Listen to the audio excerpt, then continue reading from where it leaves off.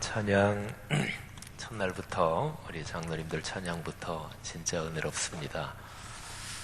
오늘은 그렇게 또 악보를 첫째 줄부터 마지막 일곱째 줄까지 색깔을 달리해서 더 세련됐습니다. 우리 여전도회 최고입니다. 어제 남전도회는 지나갔으니까 우리 여전도회 최고입니다. 여전도회를 칭찬해야 그게 제일로운 거예요. 남전도회 칭찬했다가 우리 부인들이 집에 가서 남편 윽박 지르면 건 대책이 없는데 남성들이 좀 그래도 여성들이 다 실권 쥐고 있는 거니까 어쨌든 참 감사하고요. 교회 이런저런 사역이 있고 행사가 있고 할 때에 이렇게 모이는 게 그냥 늘 이렇게 오시는 분들 교회 또 모임 하는구나 또 이렇게 하는 것 같지만 근데 사실은 다 봉사하고 섬기는 분들이 있어서 교회 사역이 진행되는 거지요. 무슨 모임 하나만 해도 오늘 가만히 보니까 우리 김진규 장로님은 3번 계속 장로님들 찬양할 때 쓰셨지, 어제 또 남전도회 할 때 쓰셨지, 오늘 또 카이로스 뷰를 할 때 또 쓰셨지. 귀한 찬양 섬김 감사하고요. 늘 교회에서 섬기시고 하시는 분들 진심으로 감사하고, 또 성도님들이 마음을 모아서 예를 들어서 교회 어떤 부서 기관도 괜찮아요.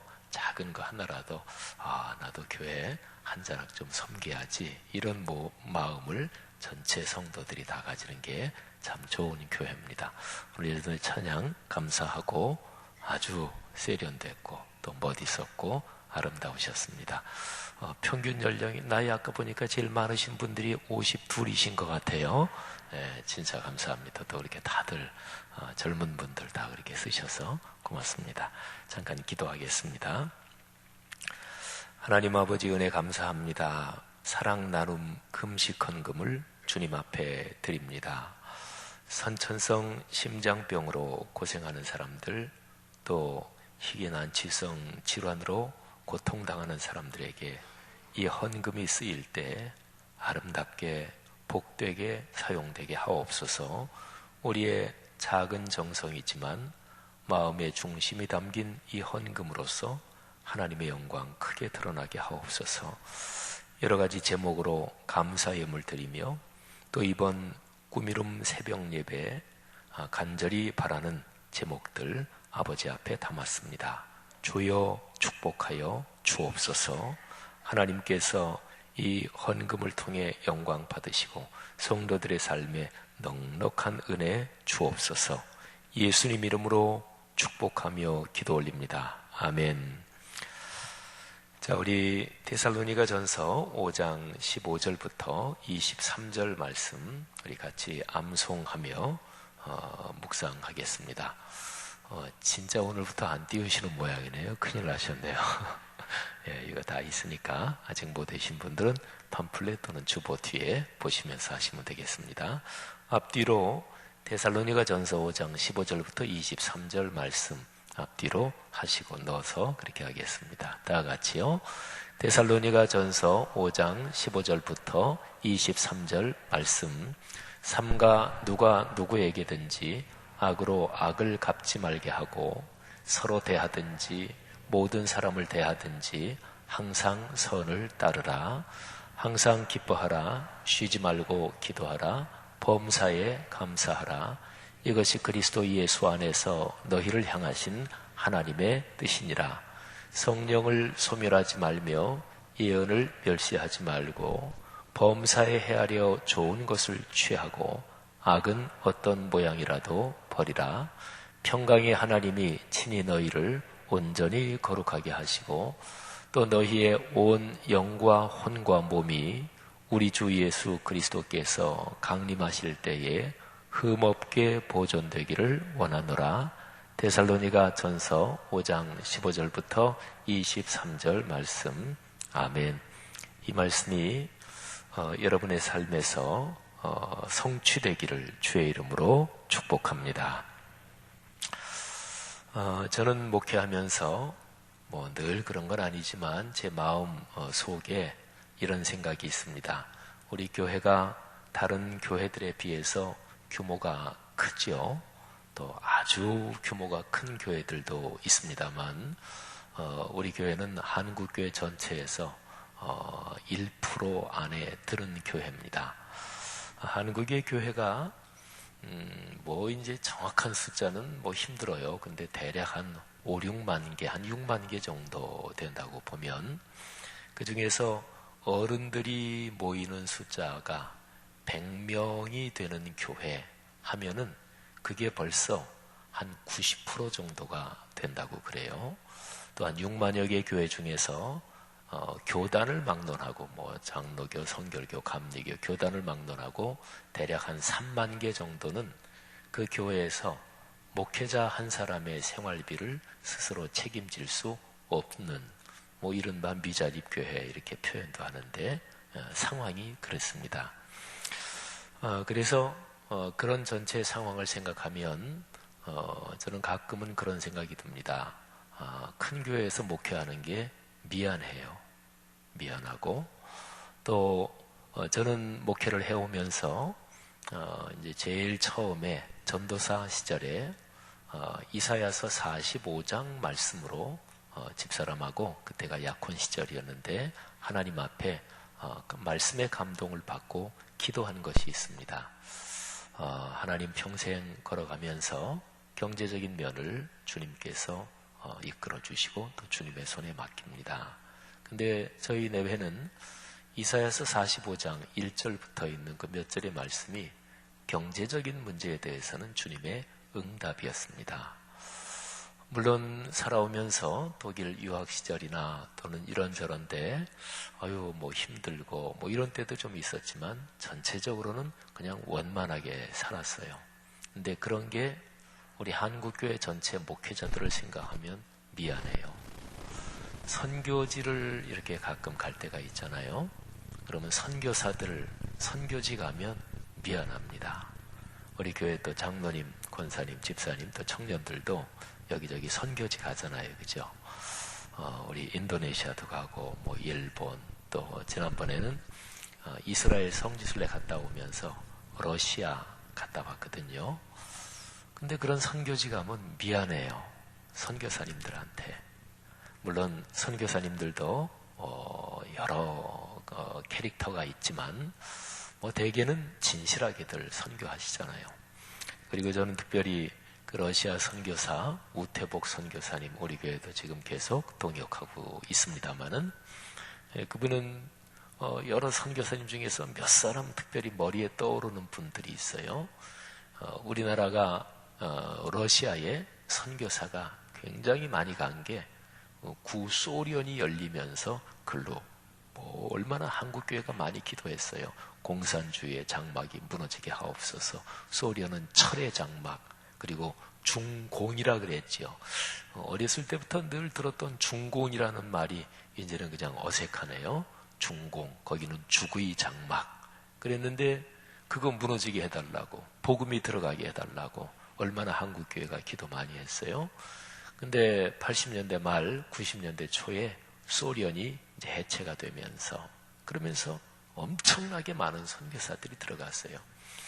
처음에는요, 소련에 들어가서 선교사들이 모임을 하기만 하면 수백 명, 수천 명은 아주 쉽게 모였어요. 또 경제가 워낙 그때 이제 막 망가지고 하니까 모이는 사람들한테 비누 한 장씩만 나눠줘도 수천 명은 쉽게 모였고 1달러씩 나눠준다? 그러면 막 심지어는 뭐 수만 명도 모였어요. 그래서 그때가 뭐 유행이었죠. 한국교회 목회자들도 거기 가서 집회하고 수만 명이 모였네. 근데 아주 간단했거든요. 근데 이제 유행이 지나고 소련에서 러시아 쪽에서 선교사들이 점점 철수하기 시작했습니다. 러시아 경제가 점점 나아지면서 선교하기가 점점 힘들어지고 근데 그때의 초창기에 들어가서 지금까지 러시아에서 계속 계시는 선교사님들이 계셔요. 그런 분 중에 한 분이 우태복 선교사님이에요. 그분은 러시아 그 추운 겨울의 모진 추위에 오른쪽인지 왼쪽인지 모르겠네. 청력이 한 군데가 나갔어요. 그리고 그 사모님이 강도를 두세 번인가 만나서 정신적으로 막 힘들고 이럴 정도로. 근데 그 네 분은 러시아에서 뼈를 묻습니다, 우리는. 그리고 이제 사역하시는 분이에요. 그분이 쓴 책 중에서 자작나무에서 물이 오를 때, 이런 책이 있어요. 러시아에는 하얀 자작나무 많잖아요. 근데 겨울이 길죠. 거기는 뭐 한 6개월 이상. 근데 봄이 거기도 물론 있죠. 근데 봄이 되면 자작나무에서 물이 이제 땅속에서 쭉쭉 빨아 올려가지고, 그래서 이렇게 들으면 자작나무에 물이 오르는 소리가 들린대요.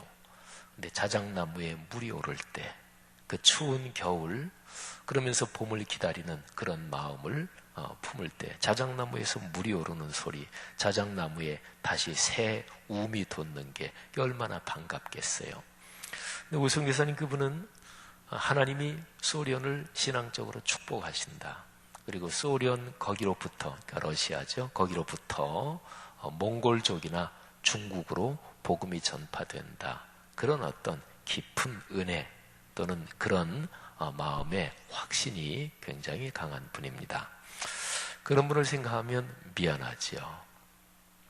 사람은요, 미안하다는 감정에서 자유로우면, 그러면 인간성을 잃어버리는 것입니다. 살면서 미안한 마음이 있잖아요. 근데 미안한 마음은 조금은 불편하죠. 그죠? 불편합니다. 근데 미안한 마음이 생길 때 그 마음을, 에이, 내가 미안할 게 뭐가 있어. 내가 잘못한 거 없지 뭐. 아유, 그 사람한테 그 정도 해줬으면 내가 됐지. 미안한 마음을 이렇게 접을 때가 있잖아요. 또 미안한 마음을 안 접으면 자꾸만 또 뭐 그 사람한테 대해서 뭐 도와줘야 되고 뭐 해줘야 되고, 그러니까 살면서 그런 마음 드는 거를 다 어떻게 할 수는 없잖아요. 그래서 살면서는 좀 모질게 마음을 먹어야 되고 조금 냉정해야 되고 이런 때가 많이 있습니다. 그리고 가만히 보면 사람마다 그런 사람은 꽤 있는 것 같아요. 남의 얘기 거절하지 못해서, 그래서 무슨 일 할 때 남이 얘기한 거 거절하지 못하고 나중에 후회하는 거, 아마 그런 분들 여기도 꽤 있으실 거예요. 저 같은 경우는 대학교 때, 내가 참 그런 게 어떨 때는 힘들다 그래서 아주 모질게 끊을 건 딱 끊어야지, 이런 생각을 한참 한 적이 있어요. 근데 가만히 이제 목사로 살아가다 보면 여러 사람을 많이 만나잖아요. 아마 직종 중에서 사람을 가장 많이 만나는 직종이 목사 아닌가 싶기도 해요. 근데 가만히 보면 그런 사람이 사실은 많더라고요. 어떤 사람이 아주 냉정하고, 그 사람은 맺고 끊는 게 분명해. 그런데 가만히 얘기하다 보면 오히려 반대예요. 남의 얘기 거절 못하고, 흔히 또 오지랖 넓다, 뭐 이런 얘기를 하는데, 그게 담긴 뜻이 뭐 여러 개지만 뭐 이런 데도 좀 연관도 될 수가 있지요. 그래서 그런 것 때문에 자기가 이래서는 안 되겠다, 내가 끊을 거는 분명하게 끊어야 되겠다, 그래서 의식적으로 막 그렇게 살아오고, 그래가지고 그렇게 보이는 이런 사람이 꽤 많더라고요. 그러니까 남자들 중에서 겉으로는 안 그런데 마음은 따뜻한 남자, 뭐 이런 거 있잖아요. 근데 그런 사람이 생각보다 꽤 많은 것 같더라고요. 어쨌든요, 미안한 마음, 이거를 가지는 게 사실은 사람입니다. 미안한 마음이 들 때 그 마음을 작은 일이든 큰 일이든 하나하나 자꾸 접고, 미안한 마음을, 뭐가 미안해? 이렇게 하면, 그러면서 인간성을 잃어간다, 이렇게 볼 수가 있습니다. 생각해 보십시오. 미안한 마음에서 자유로운 사람 있을까요? 부모로서 말이죠. 자녀에게 미안한 마음, 나는 내 아들, 딸에게 미안한 거 하나도 없다, 그러신 분들 혹시 계세요? 자녀 기르는 사람, 그런 사람 아무도 없습니다. 자녀 생각하면, 물론 어떨 때 애들이 속썩이면 그놈들 괘씸하기도 하고 어떨 때 밉기도 하고 그러지만, 근데 누구나 다 내 아들 내 딸한테 미안하지요. 충분히 밀어주지 못한 것 미안하고, 또 내 친구 누구 아들 누구 딸은 부모가 그렇게 잘 밀어줘서 그러는데 충분히 애들 교육시키지 못한 건 미안하고, 또 애들 어려울 때 같이 해주지 못한 건 미안하고, 또 뭐 미안한 거 투성이죠. 또 여기 이제 부모님이 아직 세상에 계신 분들도 있겠고, 또는 뭐 연세 드신 분들은 대개 다 부모님들이 다 소천하셨고 그러겠는데, 세상 떠난 부모님에 대해서 미안하다, 죄송하다 이런 마음 전혀 없다, 그런 사람 계십니까? 그런 사람 없어요. 세상 떠난 분들한테는 대개가, 나랑 가까운 사람 중에서 세상 떠난 사람들은 대개가 다 미안해요. 부모님만이 아닙니다. 저는 지금도 저하고 아주 고등학교 때 친한 친구였는데, 대학교 들어가서 대학 다니다가 세상을 떠난 그 참 친한 친구가 있어요. 같은 교회 다니고 그랬던 친구인데, 그 친구를 생각하면, 떠올리면 미안해요. 뭐 서로 다니는 대학이 달랐고, 근데 그 친구가 이 정신적으로 좀 꽤 어려웠어요. 근데 가끔 만나기도 했지만, 그 친구가 그렇게 해서 어떻게 세상을 떠나게 됐다, 이 얘기를 들었을 때 제일 먼저 드는 생각이 너무너무 미안한 거예요. 좀 더 자주 만났어야 되는데, 좀 더 같이 만나서 이 얘기 좀 했어야 되는 건데, 근데 그것 때문에 너무너무 미안한 거예요. 맹자라는 사람이 이런 얘기를 했다고 그래요. 제가 지금 읽어드리는 말은 맹자라는 책의 공손추편에 있는 그 말입니다. 불쌍히 여기는 마음이 없으면 사람이 아니고, 부끄러운 마음이 없으면 사람이 아니며, 사양하는 마음이 없으면 사람이 아니며, 옳고 그름을 아는 마음이 없으면 사람이 아니다. 자, 네 가지를 얘기했어요. 남을 측은하게 여기는 측은지심, 불쌍하게 여기는 마음이 없으면 사람이 아니다. 두 번째는 부끄러운 마음이 없으면 사람이 아니다. 이거는 수오지심, 숫자는 부끄러울 숫자입니다. 오자는 미워한다, 싫어한다. 그러니까 내 자신의 잘못, 내 자신의 충분치 못한 또는 죄 지은 거 하여튼 잘못, 여기에 대해서 부끄러운 마음이 없으면 그건 사람이 아니다. 또 잘못된 것을 싫어하고 미워하는 이 세상살이 또는 사람들이 살아가는 모습에서 잘못된 것을 마땅히 싫어해야 그게 사람이지, 그게 없으면 사람이 아니다. 이건 수오지심. 그리고 사양하는 마음, 사양지심입니다. 내가 할 수 있다 그래서 다 해요. 또는 이거 법적으로 문제 없어, 그렇다 그래서 다 해요. 사람은 그런 게 아니잖아요, 그죠? 그래서 일반적으로 법보다 덕이 우선이라는 거예요. 그러니까 법적으로 문제 없어, 그거 가지고 어떻게 사람 살이가 다 돼요? 덕스러워야지요. 이게 이제 사양지심. 그 다음에는 이제 옳고 그름을 아는 마음, 그걸 이제 시비를 가린다 그러잖아요. 시자는 옳을 시자, 비자는 아닐 비자. 그 사람이 옳고 그름을 알아야 이게 사람이지. 옳고 그름을 진실한 마음으로, 객관적으로, 비록 내가 옳은 것으로 100% 다 살지는 못해도 적어도 그런 거를 가릴 줄 아는 마음은 있어야 그게 사람이지. 그래서 시비지심, 그래서 네 가지를 얘기하는데, 측은지심, 수오지심, 사양지심, 시비지심. 근데 이 네 가지에서 인의 예지가 나온다는 거예요. 불쌍히 여기는 마음은 어짐, 어질 인자지요. 어짐의 근원이며 극치다. 부끄러움을 아는 마음은 옳음, 의로움의 근원이고 또 극치다. 또 사양하는 마음, 거기에서 예절이 나오는 거예요. 예의가 없는 사람, 그 사람은 사양심이 없는 사람이에요. 그래서 음식을 먹을 때 또는 어디 자리에 앉을 때 또는 뭐 할 때 다른 사람을 살펴야지요. 누가 나한테 뭐 한다 그래도 사양하지 않고 덜컥 그러면 안 되고, 아유 아니에요, 그 먼저 하세요. 아유 아니요, 먼저 드세요. 아유 여기 앉으세요. 아유 제가 거기 여기 앉으세요. 이게 사양지심인데, 하여튼 사양하는 마음, 거기에서 그게 예절의 근원이고 극치고 또 옳고 그름을 아는 마음 그게 지혜 지식의 근원이고 극치다 그런 거죠.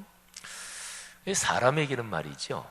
사람이 사람 때문 참아 못하는 마음 이런 게 있다는 거예요. 내가 능력으로 보면 할 수 있어요. 내가 재력이나 또는 내 지식이나 이런 걸 보면 할 수 있고 또 내 힘으로 밀어붙이면 할 수 있는데 근데 아유 어떻게 참아 그래 아유 어떻게 그렇게 해 우리 이제 어른들 그런 얘기 하잖아요. 얼마 전에 어떤 집사님하고 무슨 얘기 하는데 아유 나 그거 못해요. 아유 그렇게 처리하면 되잖아요. 제가 그랬더니 아유 목사님 어떻게 그렇게 해요. 그게 바로 참아 못하는 마음입니다. 그래야 사람이지. 동물은 본능, 그 동물이 가진 본능에 따라서 삽니다. 그죠? 본능에 따라서 살아요. 하지만 사람은 본능만 있는 게 아니고요. 사람에게는 하나님께서 자유의지를 주셨습니다. 성도 여러분, 이런 아름다운 마음이 사람에게 있을 때 사람이 비로소 사람다운 거죠. 자, 이 맹자 얘기를 제가 한참 했는데 이거를 기독교적으로, 기독교 신학적으로 성경적으로 제가 해석을 하겠습니다. 맹자란 사람은 흔히 이제 우리가 상식적으로 아는 대로 사람은 본래 선하다. 그래서 사람 속에 있는 그런 거를 잘 끌어내서 그래서 하면은 인간 세상은 좋아진다. 그래서 맹자는 왕도 정치를 말했다 그러죠. 왕도 정치가 뭐냐면 아까 그거에 인의예지 그걸로 정치하는 거다. 근데 현실적으로는 안 그런 것 같아요. 그죠? 그래서 현실적으로는 맹자보다 이 설교를 준비하면서 얼른 마키아벨리가 떠올랐어요. 1500년대 유럽에서 살았던 마키아벨리. 이 사람은 군주론이라는 책을 썼지요. 그리고 아주 유명하죠. 근데 이 사람이 쓴 정치는 뭐냐면 군주는 어떨 때는 냉혹해야 된다. 잔인해도 괜찮다. 군주는 관대해야 되지만 늘 관대해야 되는 건 아니다. 권모술수, 흔히 수단 방법을 가리자 권력을 쥐려는 욕구, 욕망이 강해야 된다. 이런 얘기들.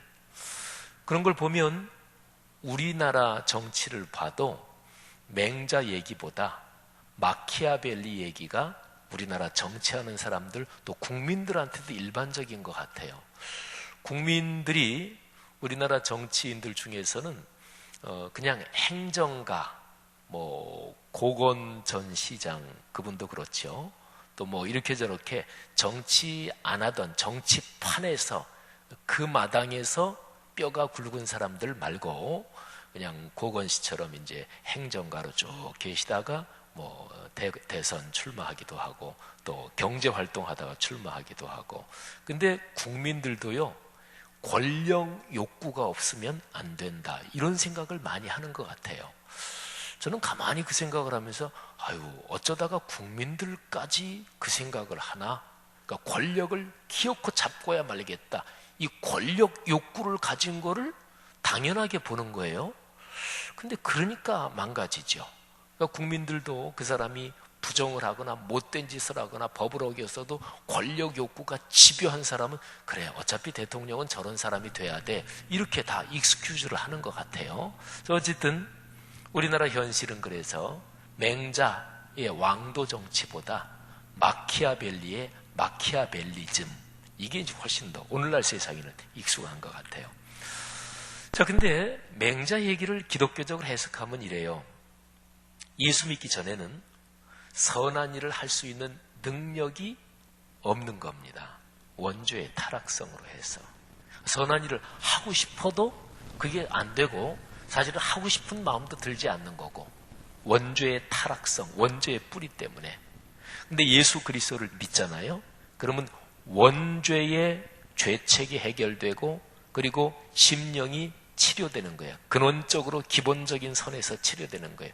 그래서 그때부터는 선을 행할 수 있는 마음도 생기고 그리고 선을 행할 수 있는 능력이 생기게 돼요. 능력이 생긴다는 얘기는 뭐냐면 책임도 따른다는 얘기거든요. 그러니까 예수 믿기 이전에 그 사람 상태에 거기 말고 예수 믿은 다음에 선을 행하지 않으면 그건 하나님이 벌을 내리시고 심판을 하시는 거예요. 왜? 예수 그리스도의 십자가의 그 보혈의 공로로 원죄의 죄책성을 해결하고, 그리고 거룩한 하나님의 말씀과 성령의 역사로 선이 무엇인지 알게도 하고 선을 행할 수 있는 능력도 주신 거예요. 이게 바로 예수 믿기 이전하고 이후의 차이입니다. 사랑으로 얘기한다면 예수 믿기 이전에는 사랑할 수 없었어요. 능력이 없었다고요. 근데 예수 믿고 난 다음에는 사랑할 수 있게 돼요. 예수 그리스도의 십자가의 사랑이 우리에게 흐르는 거예요. 할렐루야. 성도 여러분, 여러분과 저의 상태가 그렇단 말이에요. 그래서 어거스틴이라는 분이 있어요. 이분은 4세기, 5세기 초반에 걸쳐서 산 분인데, 그때는 기독교가 저 동유럽, 러시아 이런 데 있는 정교회, 동방교회, 서방교회 나눠지지도 않았고, 또 서방교회 안에 구교 신교도 나눠지기 전이지요. 그래서 어거스틴 이분은 모든 기독교 갈래에서 공통적으로 스승으로, 큰 스승으로 삼고 있는 사람이 어거스틴이에요. 근데 어거스틴 이분이 요한 1서에 대해서 설교한 말씀, 거기에서 이런 얘기를 했어요. 그대는 단 한 가지 짤막한 계명을 받았습니다. 사랑하십시오. 그리고 그대 마음대로 하십시오. 이 표현이 중요합니다. 사랑하십시오. 그리고 나서는 마음대로 하십시오. 침묵하려거든 사랑으로 침묵하십시오. 말을 하려거든 사랑으로 말을 하십시오. 바로잡아 주려거든 사랑으로 바로잡아 주십시오. 용서하려거든 사랑으로 용서하십시오. 마음 깊은 곳에 사랑의 뿌리를 내리십시오. 이 뿌리에서는 선한 것 말고는 그 무엇도 나올 수 없습니다. 아멘. 여러분, 어거스틴의 얘기가 바로 그런 거예요. 사랑하라. 그리고 마음대로 살아도 괜찮다. 그 얘기는, 그 사랑은 예수 그리스도의 십자가 안에 나타난 하나님의 사랑을 말하거든요. 그러니까 하나님의 사랑이 내 안에 가득 차니까, 사랑으로 가득 찬 사람을 건드리면 사랑이 나오지 뭐가 나오겠어요. 마음에 불평, 불만 또는 마음에 구부라진 게 가득 찬 사람한테 애써 점잖은 척하고 있는데 건드리면 그게 나오는 거잖아요. 그죠? 마음속에 있는 게 나오는 거거든요. 그러니까 사랑의 뿌리를 깊은 곳에, 마음 깊은 곳에 내려라. 그러면 거기에서, 사랑의 뿌리가 깊이 내린 거기에서 뭐가 나와요? 선한 것만 나오죠. 좋은 것만 나오죠. 사랑이 나오지 뭐가 나오겠어요. 바로 그런 얘기입니다. 근데 이런 얘기가, 우리 사람은요, 예수를 믿는 기독교 문화권이든 예수를 안 믿는 불교 문화권이든 유교 문화권이든 인간 세상의 어떤 철학이나 종교나 사상이나 마음을 닦는 어떤 수양의 방법이나 여기에는 보면 공통 관심사가 있어요. 제가 지금 얘기한 어거스틴 얘기, 사랑하라. 그리고는 마음대로 살아도 좋다. 이 얘기는 갈라디아서 2장 20절처럼 그리스도께서 내 안에, 내가 그리스도 안에, 그런 얘기거든요. 근데 그런 얘기가 유교에도 있어요. 그건 공자가 한 얘기라 그러죠. 사람 나이 40 정도 되면 불혹, 더 이상 흔들리지 않고 유혹받지 않는다. 옛날 얘기, 옛날 그 당시 40이면 오늘날 나이로 거의 한 60이나 이 정도 된다고 보면 되겠죠. 근데 어쨌든 42%. 50 정도 되면 하늘의 뜻을 안대요. 지천명. 60이면 이 귀가 순해진대요. 이 귀가 순한 게 이게 보통 힘든 게 아닙니다. 누가 나한테 무슨 얘기를 해도 그렇거니, 욕을 해도 에휴, 그 사람 그럴 만한, 이순이라는 게 이게 보통 어려운 게 아니에요. 근데 60 정도 되면 이순이 된대요. 저는 아직 60이 안 돼서 어떻게 되십니까? 60 넘으신 분들. 그리고 이제 70이 뭐냐면 종심, 소욕, 불유구예요. 이거는 종심, 마음이 소욕, 원하는 바를 다 마음대로, 내 마음 원하는 대로 다 해도 불유구, 구애됨이 없다. 그게 사실은 어거스틴 얘기하고 똑같은 거예요. 근데 이게 인간의 죄성 때문에 안 되는 거죠. 성령께서 내 안에 사시고 그리스도께서 내 안에 사시고 예수 그리스도께서 요한복음 15장에서 말씀해 주신 대로 포도나무가 있어요. 가지가 있습니다. 이 가지가 포도나무에 붙어 있어야 이 가지에서는 포도 열매가 맺혀요. 너희가 내 안에, 내가 너희 안에 있으면 너희가 무엇이든지 원하는 대로 구하라. 내가 응답하겠다. 너희가 나를 떠나서는 아무것도 할 수 없다. 사랑하신 여러분, 하나님께서 여러분과 저 우리 모두에게 이런 축복을 주시기를 주의 이름으로 축복합니다. 바울은요, 데살로니가 성도들에게 미안한 마음을 가지고 있었어요. 이유가 있습니다. 사도행전 17장에 사도 바울 그리고 실라, 디모데 이 전도팀이 데살로니가에 들어가서 전도한 그 기록이 사도행전 17장에 나와요. 데살로니가는 마케도니아 주의 주도 총독의 주재지였거든요. 큰 도시였습니다. 그리고 거기에 유대인들 공동체가 꽤 컸어요. 유대인들은 어디든지 모이면은 회당 중심으로 모여요. 거기서 예배드리고 그러는 거지요. 바울은 어디에 가든지 유대인의 회당이 있으면 그 회당에 들어가서, 바울이 랍비거든요. 전문 율법 학자거든요. 말하자면 그런 사람은 어디든지 회당에 가서 말씀을 전할 수가 있었어요. 그래서 바울은 데살로니가에 들어가서 처음으로 전도할 때에 유대의 회당 거기에 들어가서 사도행전 17장 2절에 보면 바울은 자기 관례대로 회당으로 그들을 찾아가서 새 안식일에 걸쳐 성경을 가지고 그들과 토론했습니다. 새 안식일에 걸쳐서, 그러니까 3주. 예.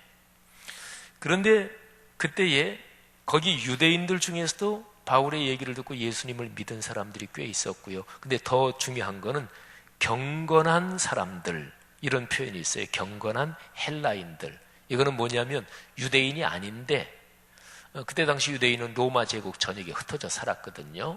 근데 유대인의 회당에 유대인이 아닌데 회당 예배 참석하는 사람들이 있었어요. 이방인이지, 헬라인이지요.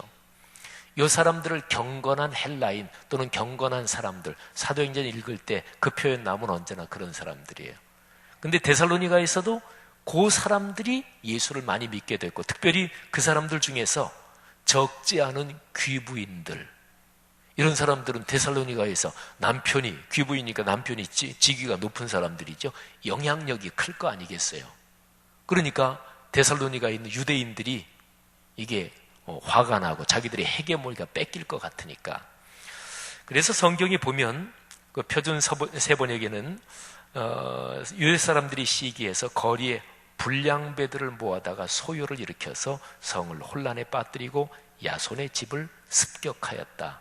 야손이라는 사람이 예수를 믿은 사람 중에서 대표적인 사람 중에 한 사람이었던 것 같아요. 그래서 거리에 불량배들을 끌어다가 야손의 집을 습격합니다. 근데 다행히 바울, 실라, 디모데는 미리 피신을 해서 그래서 변을 당하지는 않았어요. 그 사람들이 야손 끌어다가, 그리고서 시의원들한테 시청에 가서 그래가지고 고소를 합니다. 세상을 소란하게 한 사람들이 여기에도 나타났다. 근데 야손이 바로 그 사람들을 영접했다. 그 사람들이 예수를 믿는데 이 예수를 왕으로 믿는다, 왕으로 섬긴다. 말하자면 로마 황제 외에 다른 왕이 있다고 얘기한다. 이게 이제 정치적으로 걸라고 그러는 거지요. 예수님도 그런 식으로 해가지고 걸어가지고 처형을 시킨 거잖아요. 뭐 그래가지고 온통 난리가 났어요. 근데 이제 그 관리들이 보석금을 받고 그리고서 일단은 야손하고 그 사람들을 풀어줬습니다. 근데 바로 그날 밤에 야손과 예수를 믿은 사람들이 바울, 실라를 베레아로 보냅니다. 잘못하면 이게 큰일 나게 생겼으니까 거기서 그렇게 멀리 떨어지는 베레아로, 육로로 보냅니다. 베레아에 가서 사도 바울이 또 말씀을 전하는데 이 베레아 사람들은 데살로니가 사람들보다 훨씬 더 신사적이다. 성경은 그렇게 되어 있어요. 그리고 여기에서는 오히려 데살로니가보다 더 많은 사람들, 또 여기에서도 역시 경건한 헬라인들 그리고 귀부인들이 많이 예수를 믿게 됐습니다. 근데 이 도시가 그렇게 멀지 않거든요. 그 소문이 퍼졌어요. 그래서 데살로니가 있는 유대인들이 베레아까지 쫓아와가지고 또 난리를 피우는 통에 사도 바울하고 배로 아테네까지 피신합니다.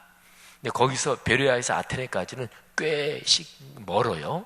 근데 거기에서 예수 믿은 어떤 사람이 배를 타고 바울과 실라를 데리고 아테네까지 배로 태워서 거기까지 내려놓고, 그리고 이제 다시 이제 배려하러 가요. 그때 바울이 그 사람한테 그러죠. 디모데를 빨리 좀 이 아덴으로 오라고 그래라. 상황이 이 정도였어요. 나중에 디모데가 아덴으로 오지요. 그리고 아덴으로 와서 이 바울이 그 데살로니가 성도들이 걱정되니까 새 안식일에 그랬잖아요. 그러니까 바울이 데살로니가에 머무는 기간을 가장 짧게 잡으면 한 달이 채 안 돼요. 한 달, 예수 믿은 지 한 달밖에 안 된 사람들이 어떻게 신앙생활 잘 하겠어요? 그렇게 환난과 박해가 무서운데. 그래서 이제 바울이 디모데를 보내죠. 디모데야, 좀 거기 좀 가봐라, 다시 좀. 그 디모데는 데살로니가로 다시 올라갑니다. 그리고 바울하고 실라는 아덴에서 전도하고 거기 바다 에게해 건너가지고 그래서 고린도 쪽으로 넘어가요. 근데 나중에 이제 바울이 그 소식을 듣는데 너무 놀라운 거예요. 바로 데살로니가 전서에 있는 그겁니다. 너희 때문에 우리가 오히려 위로를 받았다. 성령이 주시는 기쁨으로 너희가 모든 환난과 핍박을 이기고 있다는 얘기를 우리가 잘 들었다. 너희가 주 안에서 굳게 서니까 이제는 살 것 같다. 여러분 생각해 보십시오. 사도 바울의 마음속에 데살로니가 성도들을 생각하면서 미안한 마음이 얼마나 많았을까요? 그냥 쉽게 표현하면, 아니 목자가 양떼들을 버리고 위험하다고 자기만 피신한 꼴이 됐잖아요. 물론 데살로니가에서 예수 믿은 사람은 다 거기 사는 사람들이니까 거기 사는 사람들을 어떻게 아주 심하게 해코지하고 그러지는 못하겠지만, 바울은 또 외지 사람이니까 막 해코지하고 이러려고 해서 피신했겠지만, 어쨌든지 간에 제가 목회자의 심정으로 생각해 보면 바울은 미안한 마음이 참 많았을 거예요. 여러분, 아주 중요한 게 있습니다. 제가 첫날 설교 제목이 고맙습니다 이건데요, 고맙다는 감정하고 정서하고 미안하다는 정서는 통합니다. 그렇잖아요. 가만히 생각해 보세요. 어떤 분이 나한테 참 잘해줘요. 고마워요. 근데 너무 잘해줘서 미안해 자꾸. 나는 그분한테 별로 해드리는 거 없는데, 그죠? 미안한 마음하고 고마운 마음하고는 사실은 동전의 양면이라고도 할 수가 있습니다. 성도 여러분, 이 바울은 그래서 데살로니가 성도들이 너무 고마운 거예요. 계속해서 감사하다는 말이죠. 기도할 때마다 너희 때문에 감사한다. 그리고 여기에 우리가 외운 말씀에서 항상 기뻐하라, 쉬지 말고 기도하라, 범사에 감사하라, 이 말도 계속해서 데살로니가 전서는 기쁨과 감사의 편지라고 볼 수가 있습니다. 여러분, 첫날부터 오늘까지 세 번의 설교 제목을 한번 묶으면 고맙습니다, 안녕하세요, 미안합니다, 고안미. 고맙습니다는 또 일반적으로 감사합니다 이렇게 많이 쓰죠. 어쨌든 고안미. 근데 이 세 가지를 가만히 생각해 보세요. 이 세 가지를 말을 자주 입에서 하는 사람이, 그 사람이 일반적으로도 품이 있고 교양이 있고 그리고 사람됨이 괜찮은 사람이에요. 우리 그리스도인은 어떨까요? 그렇죠. 이 세 가지 말을 자주 해야지요. 아니, 일반 사람들도 그런데 신앙인은 그 사람들보단 더 나아야 될 거 아니겠어요? 품위에서도 더 낫고 점잖은 거에서도 더 낫고 사랑이 풍성한 거에서도 그분들보다 더 나아야 될 거 아니겠어요? 못해야 되겠어요? 그건 아니잖아요. 고안미. 그런데요, 이게 그냥 그렇게 해야 사람이 품이 있지, 그래야 사람이 괜찮은 거지, 이 정도가 아니라 그리스도인은 늘 예수 그리스도의 십자가 사건, 거기로부터 모든 게 나오는 거잖아요. 그죠? 제일 큰 감사 중에 제일 큰 감사, 제일 큰 고마움이 뭐예요? 예수 그리스도의 십자가에서 하나님이 내 죄 용서해 주신 것. 우리가 이 세상에 살면서 여러 가지 어려움이 있고 힘든 것이 있지만 그럼에도 불구하고 우리가 평화를 누리고 안녕할 수 있는 근거가 뭐예요? 예수 그리스도의 십자가의 능력 아니겠어요? 그리고 하나님 생각하면 그 은혜 주신 게 참 감사한데 내가 주님 앞에 충성하는 거는 참 보잘것없고, 그래서 찬송가 143장에서 그 가사가 그런 걸 담은 거예요. 웬 말인가 날 위하여 주 돌아가셨나, 이 벌레 같은 날 위해 큰 해 받으셨나, 내 지은 죄 다 지시고 못 박히셨으니 웬일인가 웬 은혜인가 그 사랑 크셔라. 주 십자가 못 박힐 때 그 해도 빛 잃고 그 밝은 빛 가리워서 캄캄케 되었네. 나 십자가 대할 때 그 일이 고마운 거지요. 내 얼굴 감히 못 들고 눈물 흘리도다. 늘 울어도 눈물로써 못 갚을 줄 알아 몸밖에 드릴 것 없어 이 몸 바칩니다. 예수 그리스도의 십자가가 그게 감사하십니까? 당연한 거죠. 감사해야지요. 십자가의 능력으로 우리는 안녕할 수 있고 평화로울 수 있는 것이고, 그리고 그 십자가를 생각하면 주님께 늘 송구스럽지요. 여기 계시는 분들 중에서 또 저를 비롯해가지고 모든 사람이 나 교회 위해서 이 정도 충성했어, 나는 주님께 나보다 충성 많이 한 사람이 있으면 나와보라 그래, 그게 문제 아닙니까? 그죠? 그게 문제죠. 뭐하고 대보는 거예요?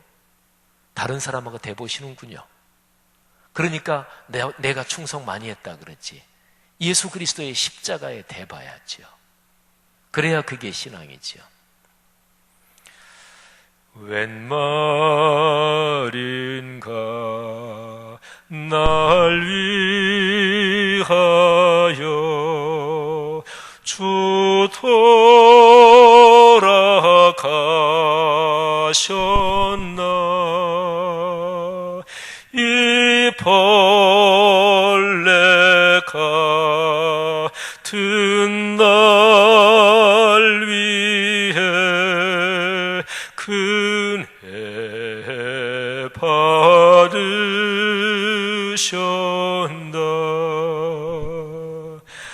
나 십자가 대할 때에 그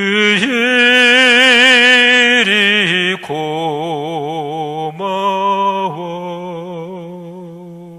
내 얼굴 가히 못 들고 눈물 흘리도다.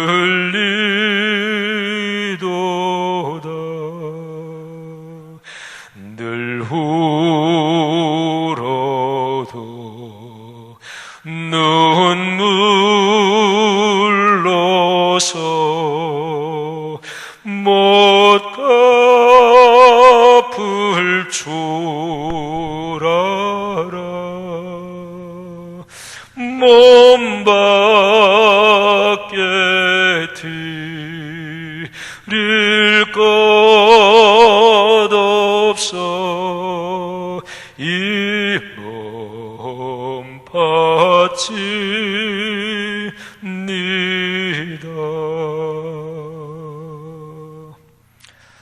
내 것이 어디 있어요? 성경이 말하는 거잖아요. 모든 게 다 받은 거지요. 사실은 그렇게 보면 우리 사람이 살면서 모든 게 다 미안한 거예요. 참아 못하는 마음. 오늘 우리가 암송한 말씀 데살로니가전서 5장 15절에 보면 삼가 요 말이 나옵니다. 삼가, 누가 누구에게든지 악으로 악을 갚지 말게 하고 복수하고 원한을 품고 마음이 꼬부라지는 그거는 마음이 모질어질 때, 거칠어질 때, 비루하고 누추해질 때 그렇게 되는 거잖아요.